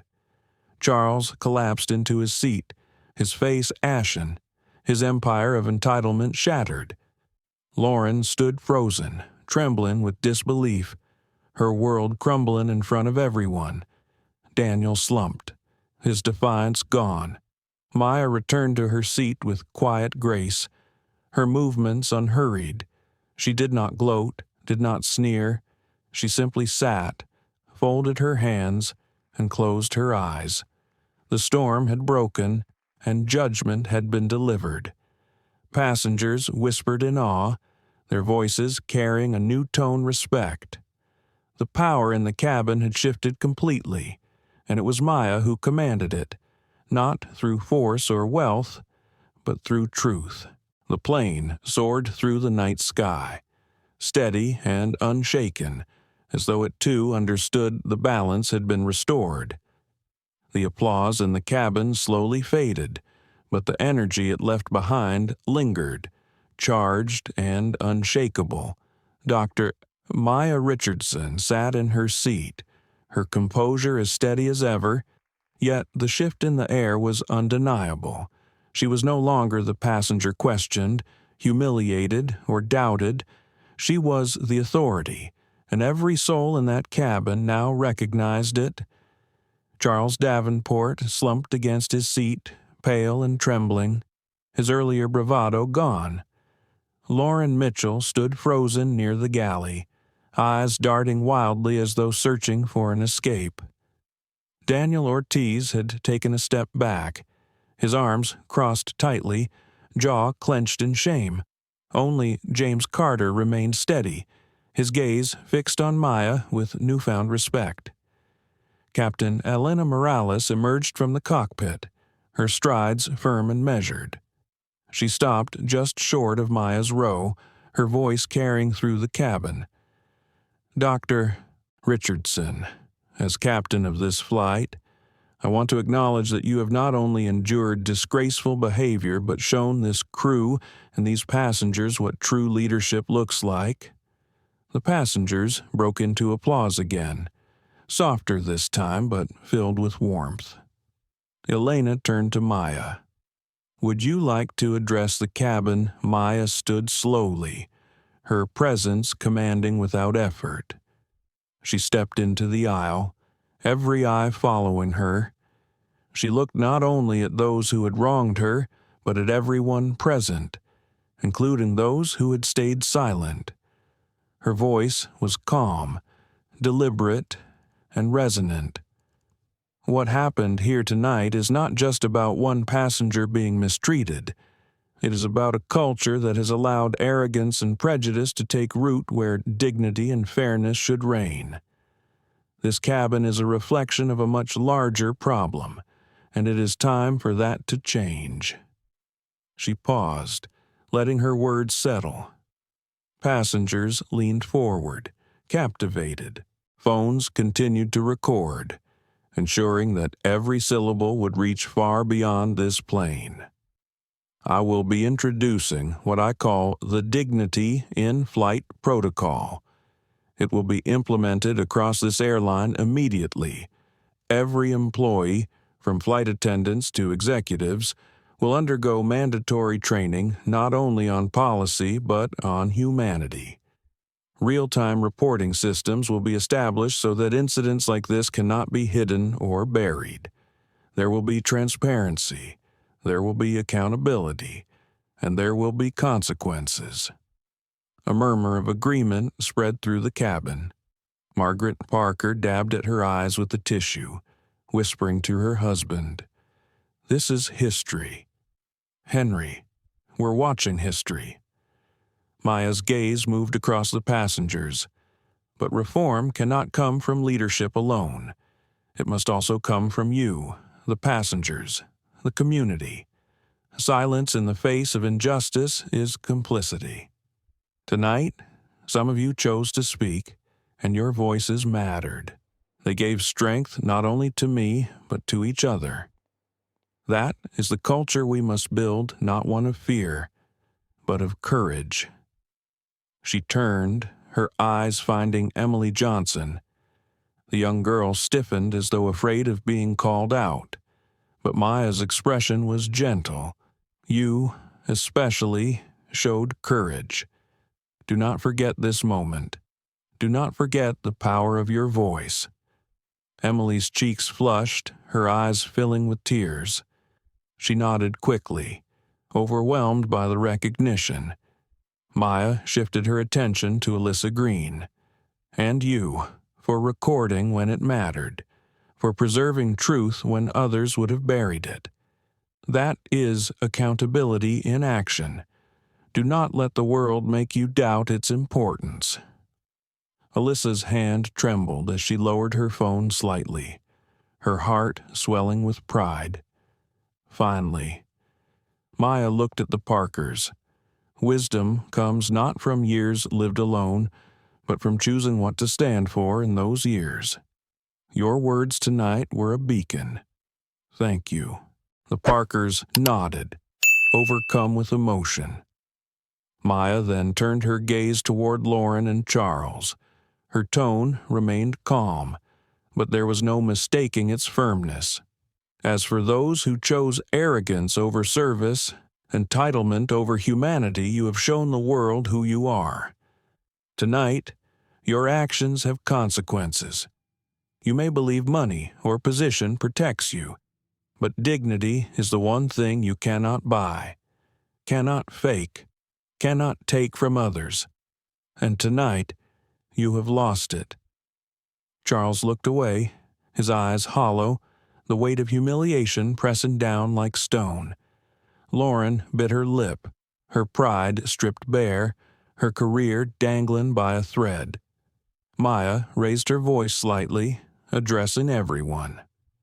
The dignity in flight protocol will be more than a statement.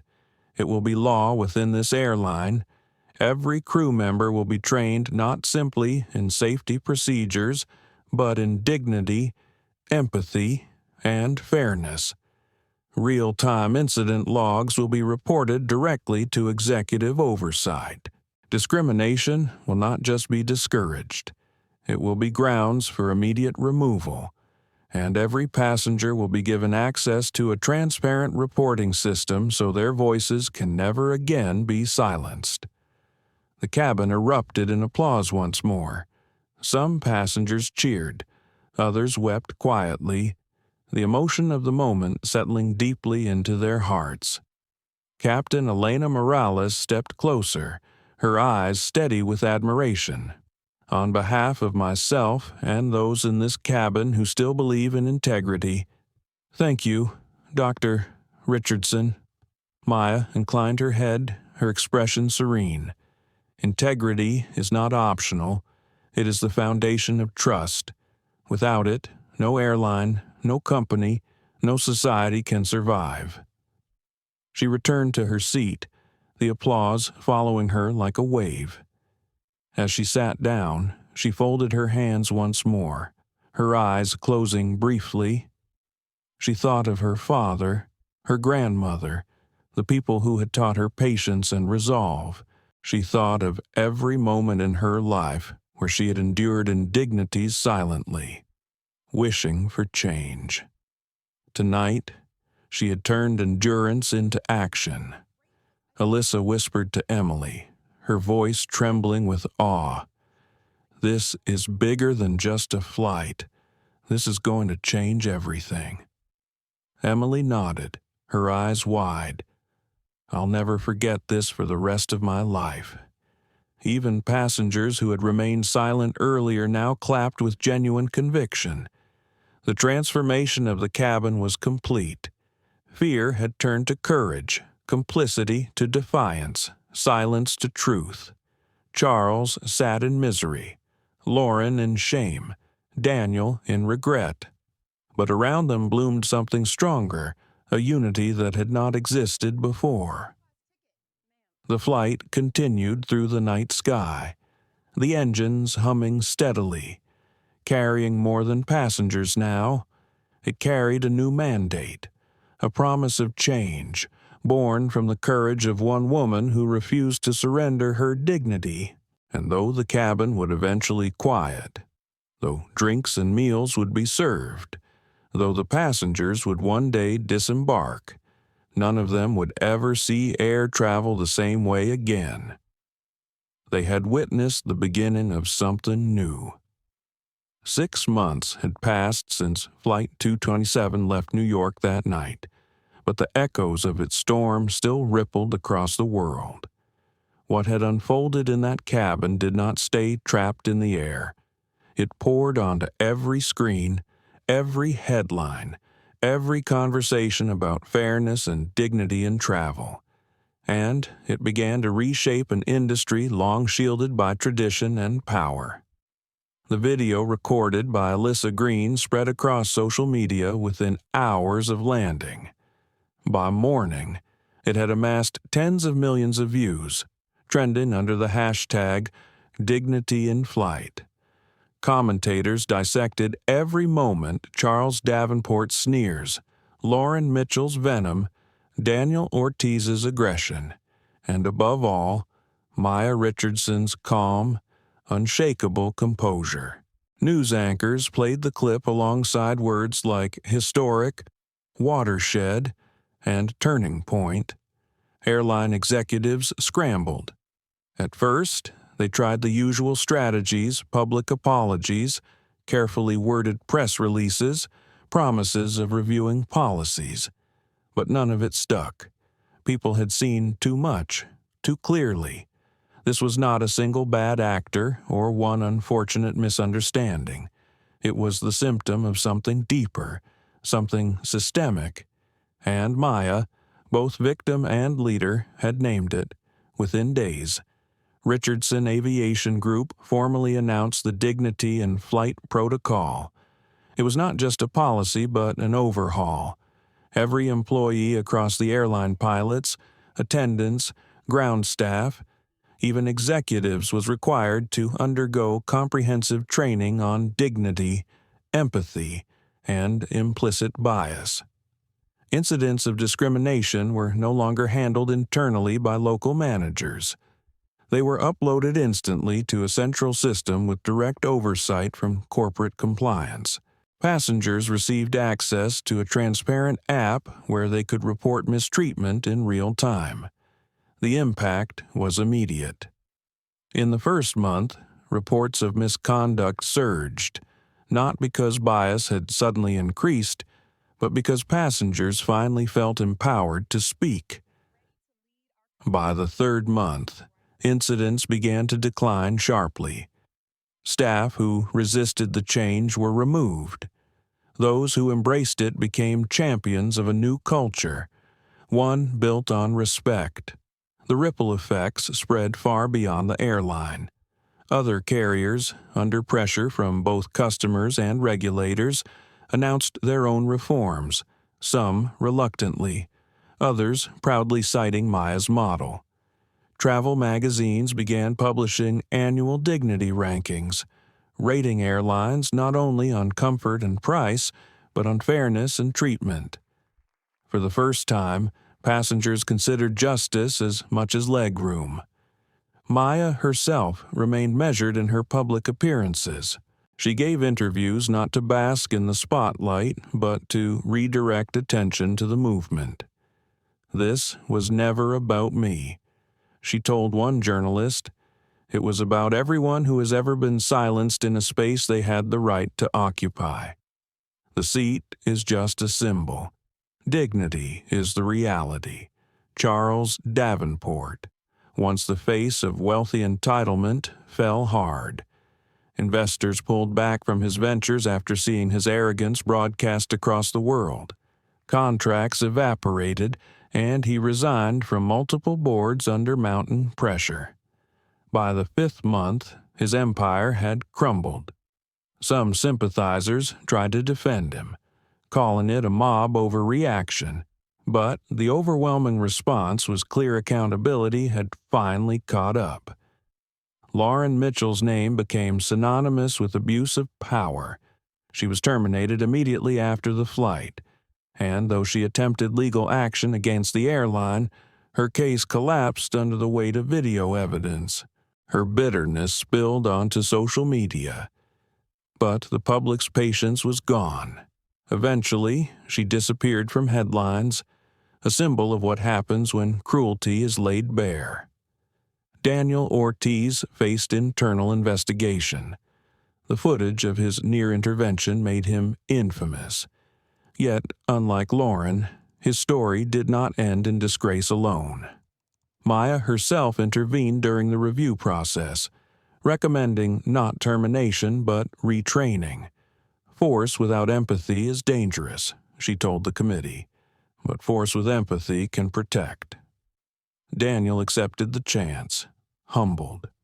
6 months later, he had completed the new training and begun mentoring younger security staff on restraint and fairness. James Carter rose quickly, recognized for his courage that night. He was promoted to lead supervisor of cabin security. But his proudest moment came when Maya called him personally to thank him again. "You reminded me that even in a system riddled with flaws, there are people who choose integrity," she said. James carried those words like a medal, one that mattered more than any title. For Alyssa Green, life had changed dramatically. Her video had made her an accidental figurehead in the movement.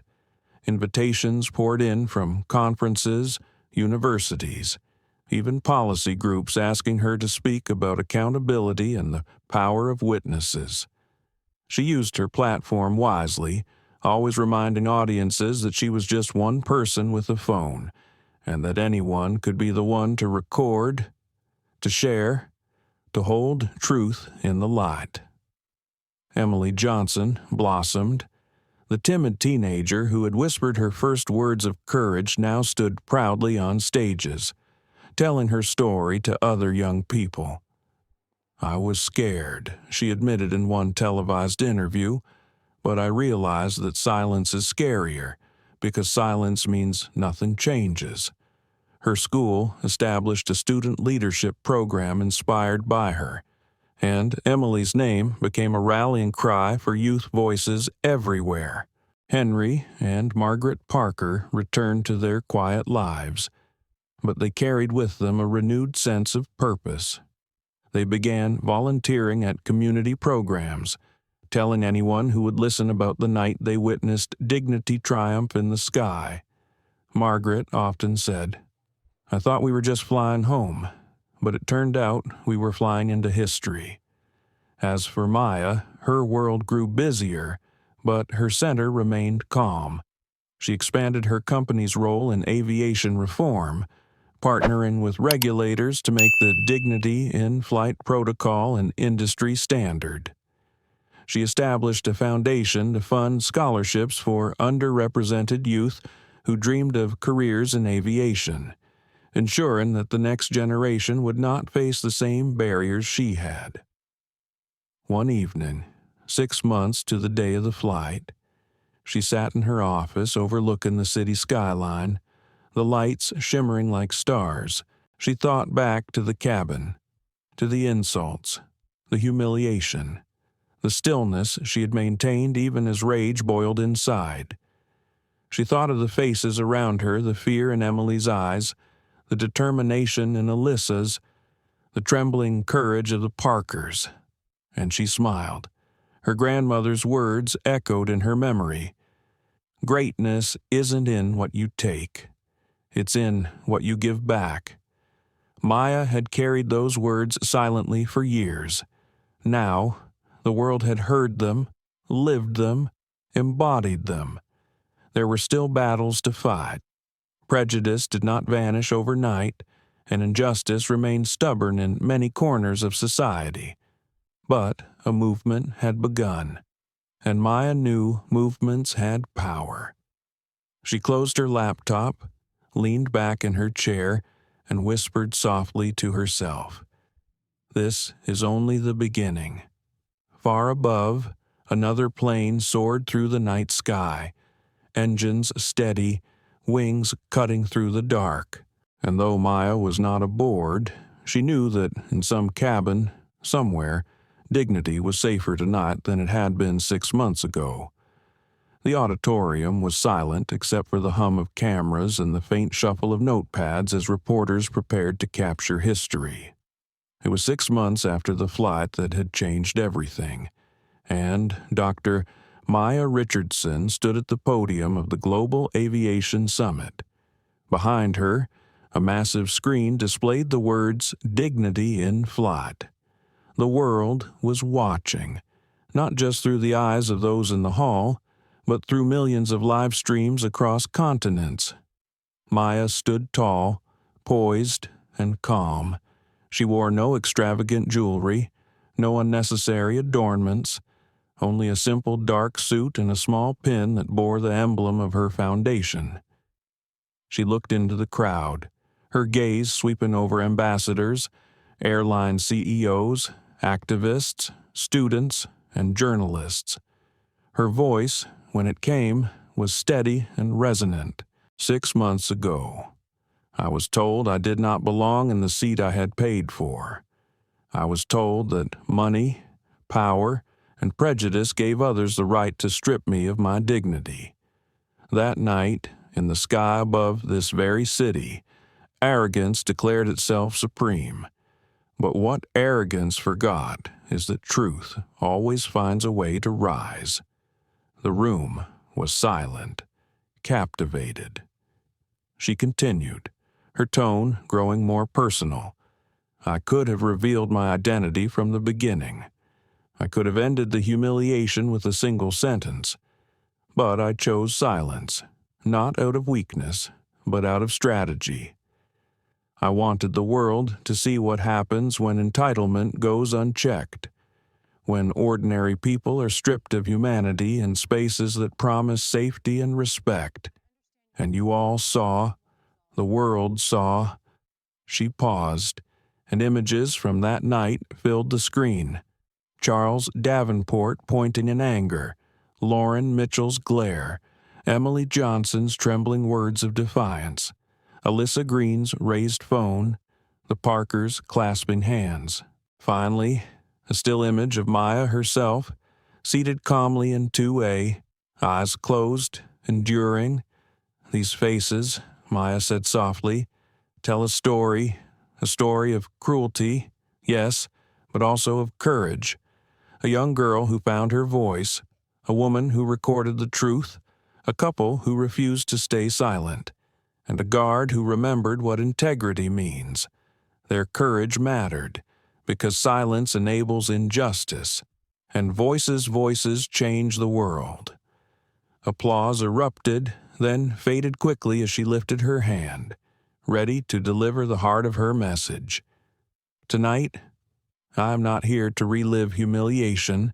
I'm here to show what grew from it. The Dignity in Flight protocol is now implemented across every airline under Richardson Aviation Group. Since its launch, reported discrimination incidents have dropped by 70%. Over 40,000 employees have been retrained, and thousands of passengers have used the reporting system to make their voices heard. This is progress, but it is not enough. She leaned forward slightly, her eyes narrowing, her voice carrying steel. Because dignity is not a privilege, it is a right. And as long as one passenger, one worker, one human being is told they do not belong, our work remains unfinished. The audience rose in applause, some clapping, some pounding their fists lightly on tables in agreement. Maya waited, letting the noise wash over her before continuing. I have spoken to world leaders. I have spoken to airline executives, to regulators, to students, And I tell them all the same thing: the sky belongs to everyone, not to the wealthy, not to the entitled, not to those who wield prejudice like a weapon. The sky belongs to every child who dreams of flying, every parent who boards a plane to see their family, every worker who keeps these aircraft safe. When we forget that, we lose more than business. We lose our humanity. The screen behind her changed again, now showing the logo of the Dignity Foundation. Images appeared of scholarships awarded, students from underrepresented backgrounds entering aviation schools, communities gathering in town halls to discuss fairness in travel.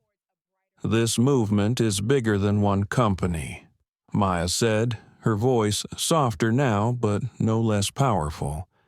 "It is bigger than me.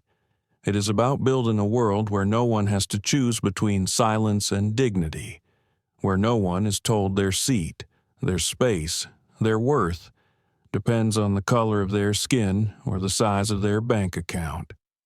A moment of silence followed, profound and heavy. Many in the audience wiped their eyes. Then Maya told a story. "My father worked 2 jobs so I could go to school. He would come home exhausted, his hands blistered, his eyes heavy, and still he would sit beside me and say, 'Maya, the world will try to tell you who you are not, but you must never forget who you are.'" That night, on the flight, I remembered his words, and now I pass them on to you. Never forget who you are, and never let anyone convince you that you do not belong. The applause was thunderous, cameras flashed, delegates rose to their feet. Yet Maya's expression remained composed, her eyes calm. She was not basking in glory. She was ensuring the message landed where it needed to. After the speech, a reporter called out a question from the floor. "Dr. Richardson, what happened to those responsible for your treatment?" That night, Maya considered the question, her answer deliberate. Charles Davenport lost his empire, but perhaps more importantly, he lost the illusion that arrogance is power. Lauren Mitchell lost her career, but I hope one day she finds the humanity she forgot. Daniel Ortiz chose to be retrained, and I'm proud to say he now teaches younger officers about empathy. James Carter was promoted for his integrity, and I will always honor him for it. And as for Emily Johnson and Alyssa Green, they remind us that courage does not require position or wealth, only the willingness to act. Another question followed. "And you, Dr. Richardson, what did you gain from that night?" Maya allowed herself a small, reflective smile. "I gained confirmation of something I already believed. Dignity is not fragile. It does not shatter when insulted. It grows stronger when defended." That night proved that no matter how high the sky, truth will always rise higher. The audience erupted once more, and this time the applause did not fade quickly. It carried, rolling like thunder, shaking the hall with its force. People stood on chairs, raised their fists, clapped until their hands ached. The moment belonged not just to Maya, but to everyone who had ever been silenced, dismissed, or erased. As the ovation continued, Maya stepped back from the podium, her heart steady. She thought of that night on the plane, the insults, the humiliation, the storm of arrogance pressing against her, and she thought of how it had ended with voices rising, truth revealed, dignity restored. The journey was not over. It never would be. But the world was different now, and she knew it. Outside, a plane soared into the twilight, its wings glowing in the last light of the sun. Passengers boarded with tickets in their hands, hope in their hearts, and dignity protected by the movement she had begun. The sky belonged to them. The sky belonged to everyone. As Flight 227 landed, the world was no longer the same. One woman's calm defiance sparked a movement, proving that dignity is not fragile, it is unshakable when defended. Maya Richardson's ordeal exposed the cracks of prejudice in the skies, but it also revealed the courage of ordinary people, a teenager who spoke, a witness who recorded, an elderly couple who stood for what was right. Together, they turned humiliation into history. But this story is not only about one cabin, one airline, or one night. It is about all of us. How many times have we looked away when injustice unfolded before our eyes? How many times have we convinced ourselves that silence was safer than truth? Flight 227 reminds us that silence is complicity, and that every voice, no matter how small, can tip the balance toward justice. May we carry this lesson into our daily lives on planes, in workplaces, in schools, in every corner where dignity is threatened. Because the sky belongs to everyone. If this story moved you, let your voice be heard like this video, share it with others, and subscribe to our channel for more powerful stories of truth, courage, and justice.